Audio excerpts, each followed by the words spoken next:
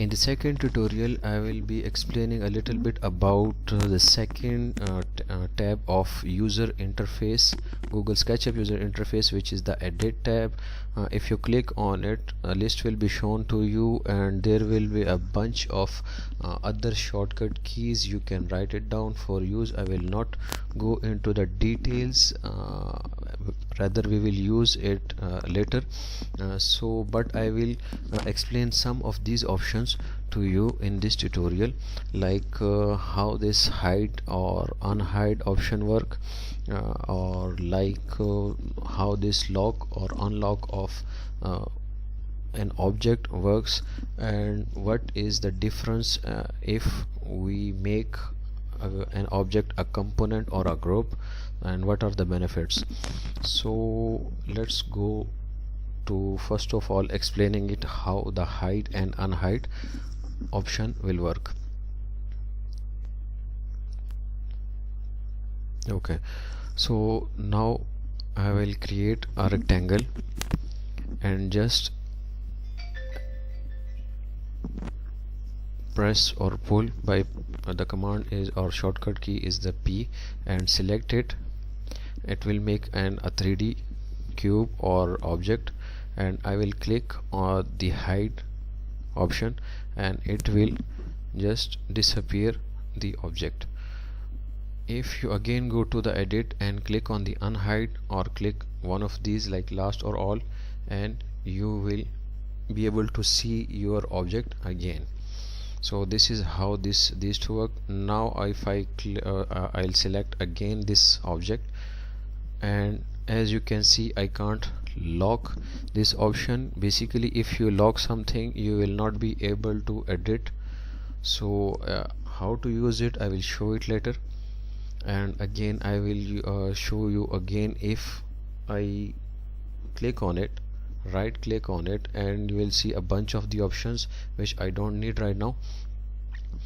Now I will go again to the edit tab, and as you can see that the making this object a component or a group is not active in the first place, but first of all I have to select this object, and then I can edit it via if I want to make it a group, or if I want to make it a component. So what is the difference between two I will show a little bit to you guys. Okay, first of all I will create a component. Just press M, or in this case just select it. Okay, I'm double clicking on it. By double click on it, it will be explode. You can edit it, and after the editing you can just press escape and you are done. So but for now and you can also explode it if you right click on it and click explode. So it will be again to its original properties. Now I will select all of it and right click on it. I can make a group of it, and now press M. If I press M and control, it will make a copy, or you can simply copy via control C and then paste it via control V. Now I will select this one object as a component and this object, the second one, as a component, and I will show to you about what is the difference between these two. So I will just rename it about object 1, and okay. Now I will create some of the copies.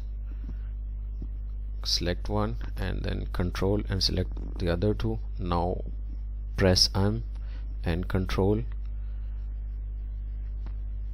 give it some space or distance, then click. Now again select these two and press control and again click, and you will have 3 copies of each of the objects. Like these 3 will have, these 3 are basically the groups. basically copies of one thing, and these three objects are having the properties of a component. Basically these three are the components. So first of all, I will double click on this first group item, and I will create another shape on it.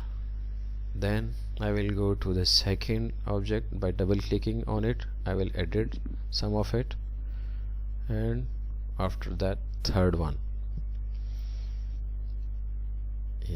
Okay, and escape.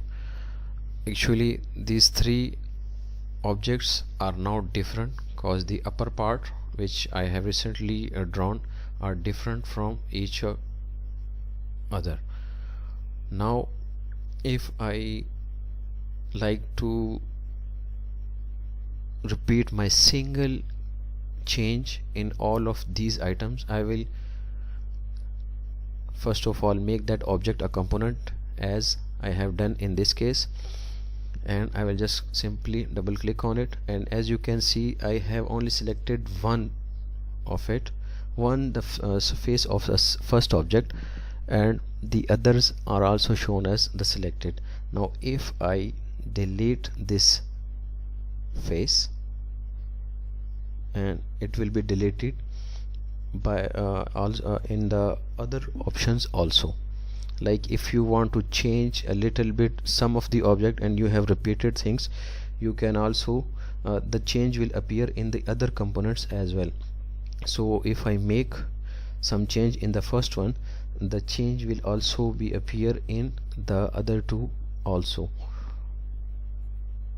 This is basically useful if you are using a repeated object, or you have a lot of things, similar things in your model, and by going to editing it, or by clicking one by one, you should be able to edit it only via making a component.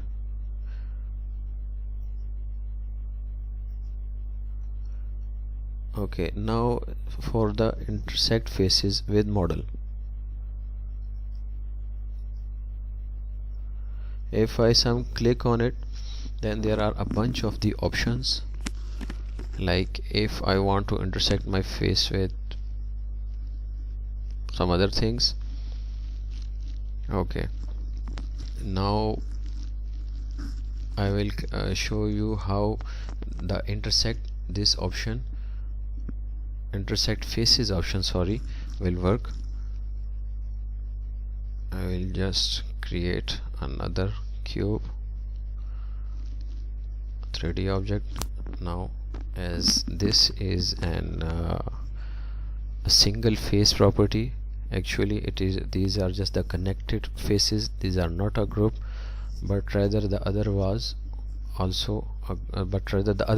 group which I have done initially.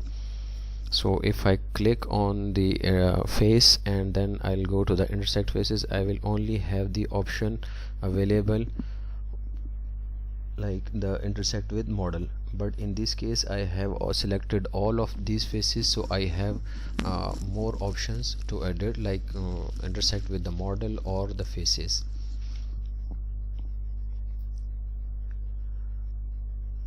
It will depend upon you guys how you are doing with your object, or if you want to edit your model simply a little bit, like intersect with your component and select it. Okay, I don't know why am I. Okay, just give me a 1 minute. I will click on it, and then okay, if I select an object, this is a simple plane and intersect faces with model. Now it's not giving me. Now I will click first of all I will click the rectangle, then I will click the component. Actually I will click the component, and then I will go to the intersect faces, and then I will click on the intersect faces, and now you can see this rectangle is not a single item but rather two rectangles.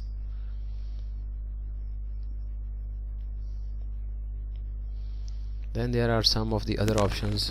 As I have selected a face, so there are some of the bunch of another options which we will use in some other tutorial, or but we will be more frequently using it in our modeling of a house or some making some other 3D objects, like select objects. If you want